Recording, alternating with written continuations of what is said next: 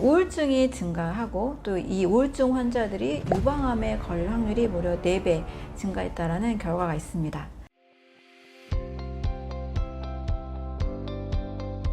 암과 심장질환에 공통점이 있을까요? 영국의 유명한 의학 전문지 랜싯에서 이러한 내용을 발표를 했습니다. 암과 심장질환은 일단 3가지가 비슷한 특징을 가지고 있는데요. 첫 번째는 혈액의 점도입니다. 2가지 다 이 혈액이 끈적끈적해서 충분한 산소와 영양소가 잘 공급이 되지 않는 환경. 2번째는 혈액 속도입니다. 아무래도 이 점도가 점성이 높기 때문에 혈류의 흐름이 느려질 수밖에 없겠죠. 혈액이 끈적끈적한 곳을 통해서 지나가야 되기 때문에 적혈구의 속도, 또 백혈구가 지나가는 속도도 다 느려질 수밖에 없습니다. 3번째는 동맥에 이 플라크가 생성된 결과입니다. 혈관이 뭔가 점성이 생긴 상태에서 혈액순환이 계속 일어나다 보니까 혈관벽, 내피세포가 손상이 됩니다. 아무래도 끈적끈적한 곳을 혈구들이 지나가기 때문에 내피세포를 지나가면서 문제를 일으키게 되는 거죠. 근데 이 내피세포는 그 손상을 복구하기 위해서 면역작용이 일어나게 되는데 백혈구가 거기를 막 보수하려고 하다 보니까 동맥벽이 두껍게 형성이 됩니다. 마치 동맥경화처럼 동맥벽이 점점 비유가 되는 거죠. 그러다 보니 혈관 내경은 더 좁아지게 되고 혈액순환은 또 더 느려지게 되는 이런 악순환이 일어나게 됩니다. 이렇게 원인이 된 이유는 일단 몸에 염증이 많은 환경, 노폐물이 많은 환경에서 이러한 혈액 점도가 끈적끈적해지고 속도가 느려지고 동맥벽이 플라그가 생기는 이런 현상들이 일어나게 됩니다. 많은 사람들이 이제 심장병의 원인은 콜레스테롤이고 고지혈증을 그래서 미리 약을 먹어야 되고 포화지방이 원인이다 이렇게 이제 이야기를 하는데 실질적으로 이 콜레스테롤 수치와 심장질환은 무관하다라는 것을 미국의 의학협회에서도 발표한 바가 있습니다.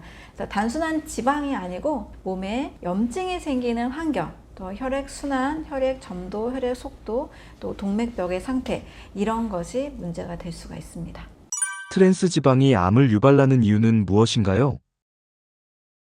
이 트랜스 지방으로 인해서 스페인 대학교 12,000명을 대상으로 연구한 결과 우울증이 증가하고 또 이 우울증 환자들이 유방암에 걸릴 확률이 무려 4배 증가했다는 결과가 있습니다. 하버드 의대에서 약 8년 동안 85,000명을 대상으로 연구를 했을 때 마가린의 섭취가 관상동맥 질환의 위험을 증가했다라는 연구 결과를 발표했습니다. 스페인에서는 실제 트랜스 지방이 함유된 제품을 아예 다 생산을 금지하기도 했고 또 우리나라에서도 어느 정도 규제를 걸고 있지만 실제 생산된 제품에 트랜스 지방은 없을지라도 유통 과정에서 튀겨서 봉지에 담는 과정에서도 이 트랜스 지방이 생성될 수 있기 때문에 각별한 주의가 필요한 상황입니다. 문제가 되는 이유는 트랜스라는 것은 한번 꼬였다라는 뜻입니다. 지방산의 일정한 구조가 한번 뒤집어지면서 인위적인 기름이 만들어지고 이 기름이 세포막에 달라붙어서 세포가 제대로 기능을 수행하지 못하게 됩니다. 제가 세포 이 기능을 측정하는 검사를 해보면 세포막의 건강 상태가 사람마다 굉장히 이제 천차만별 달라지는 것을 볼 수 있는데요. 일단 굉장히 에너지가 없고 기운이 없고 일상생활을 할 수 없는 사람들의 이 세포막 건강 상태가 굉장히 많이 약해져 있는 것을 공통적으로 보게 됩니다. 또 에너지가 있고 체력이 괜찮은 분들은 이 세포막의 건강 상태가 좋은 것을 확인을 할 수 있는데요. 그 이유는 우리 몸이 에너지를 스스로 만들어내는 역할, 이 세포 속에 있는 미토콘드리아가 그 역할을 해주고 있는 우리 몸은 자가 발전소입니다. 에너지를 계속 충분히 생산해야 되는데 그러려면 세포막을 통해서 산소나 영양소 공급이나 또 세포 안에서 이루어지는 여러 대사 찌꺼기들이 잘 배출이 돼야 됩니다. 한마디로 이 세포막의 건강도가 굉장히 중요하다는 의미가 되는 거죠. 이 세포막은 이중 지질막으로 이루어져 있는데요. 이 막의 구조가 깨져 있거나 이 막에 정상적인 기름막 대신에 다른 기름이 이게 붙어 있다. 이럴 경우에는 세포 속으로 영양소 공급, 산소 공급이 잘 이루어지지 않습니다. 그러니 당연히 에너지를 만들어내는 미토콘드리아라는 세포 속 기관이 기능을 잃어버리게 되는 거죠. 또 이 미토콘드리아 손상이 됐을 때 세포 분열의 성장 분열 횟수도 같이 고장이 나기 때문에 암세포로 바뀌어가는 그런 특징이 있습니다. 그래서 암세포는 미토콘드리아 손상이다라고 한마디로 이제 말씀을 드리는데 그 이전에 먼저 세포막 손상이 이루어지게 되는 거죠. 이 트랜스 지방이 세포막에 달라붙어서 정상적인 세포 기능을 하지 못하게 막는다. 그래서 세포 손상이 되고 이 손상된 세포가 이제 암세포로 바뀌게 되는 이런 기전들을 가지고 있습니다. 트랜스 지방이 가득한 최악의 식품은 무엇인가요? 지금은 많이 안 드시지만 한때 그 집에서 주로 많이 사용했던 어떤 콩기름, 그 과정 콩기름을 추출하는 과정에서 트랜스 지방이 생성되는 것으로 알려져 있고요. 마요네즈나 마가린, 샐러드용 드레싱에서 트랜스 지방이 생성이 됩니다. 이 콩기름을 가지고 또 음식을 튀기잖아요. 튀기면서도 트랜스 지방이 많이 생성이 됩니다.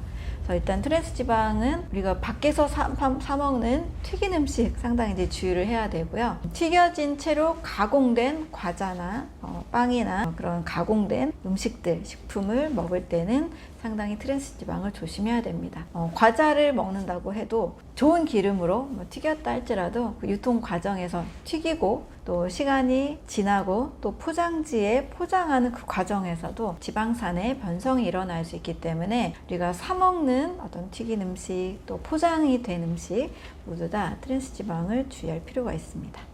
암세포의 항암제 내성은 어떻게 생기게 되나요? 암세포를 제거하는 항암제는 세포독성 항암제나 표적 항암제, 면역 항암제 이런 항암제들이 있는데요. 일단 세포독성 항암제는 암세포에 빠르게 분열하는 그 횟수를 겨냥해서 만든 항암제라는 것을 잘 알고 계실 겁니다. 정상적인 이 세포 분열까지도 같이 억제하기 때문에 여러 이제 부작용들이 심하게 일어나죠. 그 다음에 이제 표적 치료 항암제, 표적 항암제 같은 경우는 이제 항체의 특성을 이용해서 만든 항암제입니다. 이 항체를 만들 때는 특정 암의 어떤 유전자를 분석을 해서 항체를 만들기 때문에 암세포가 가지고 있는 어떤 유전자를 타겟팅을 하게 됩니다. 그래서 유전자를 분석을 해서 이 암세포가 이런 유전자를 가지고 있기 때문에 이 유전자를 억제하는 특정 항체를 만들어서 그 활동을 하지 못하게 됨으로써 약효를 나타나게 되는 거죠. 그런데 잘 아시다시피 항암제가 내성이 생겼다. 그래서 더 이상 이 항암제를 못 쓴다. 새로운 항암제를 또 써봐야 된다. 하지만 치료율이 몇 %일지는 아직 모른다. 많이 들었을 겁니다. 그 이유는 암세포가 자기 자신이 살아남기 위해서 다시 한번 이 돌연변이를 일으키기 때문에 그 유전자가 바로 또 바뀌게 됩니다. 그래서 유전자가 변이를 하기 때문에 처음에 타겟팅했던 그 유전자를 잡는 표적 치료제가 더 이상 작동을 못하게 되는 거죠. 암세포가 변하지 않고 그대로 있다라면 그 항암제가 잘 먹혀서 아마 치료가 완치가 된다라고 이렇게 작용을 하게 될 겁니다. 하지만 이제 대부분 많은 분들이 다시 한번 이제 항암제를 4개월, 5개월, 6개월, 5, 6개월 이 시점 내에 많이 이제 내성이 생기게 되는데 이때쯤 항암제가 다시 작동을 하지 않게끔 암세포가 돌연변을 일으키게 되는 거죠. 그래서 암세포는 계속 돌연변을 일으켜서라도 자기 자신을 이제 살려고 하고 또 우리 몸에 살아남아서 지탱해 주려는 그런 특징들을 가지고 있습니다.